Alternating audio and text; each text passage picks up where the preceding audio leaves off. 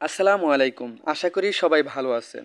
আপনারা যারা বিদেশে চাকরি করার জন্য যাচ্ছেন তাদের কিন্তু বিএমএটি ক্লিয়ারেন্স কার্ড বা ইমিগ্রেশন ক্লিয়ারেন্স কার্ড লাগবেই, এটা বাধ্যতামূলক। তবে আমরা আগে এই কার্ডটি খুব সহজে আমি প্রবাসী অ্যাপস ও ওয়েবসাইট থেকে ডাউনলোড করতে পারতাম, কিন্তু এখন আমরা নতুন যারা আবেদন করেছি আমরা কিন্তু আমি প্রবাসী অ্যাপস ও ওয়েবসাইট থেকে ডাউনলোড করতে পারবো না।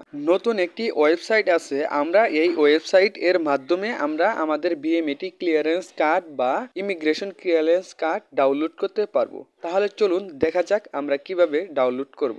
আপনারা প্রথমে ক্রোম ব্রাউজারে ক্লিক করবেন, তারপর সার্চ বারে লিখবেন oc.bmet.gov.bd। লেখার পর সার্চ করবেন। প্রথমে যে লিঙ্কটি আসবে বিএমইটি অনলাইন ক্লিয়ারেন্স সিস্টেম, আপনারা এখানে ক্লিক করবেন।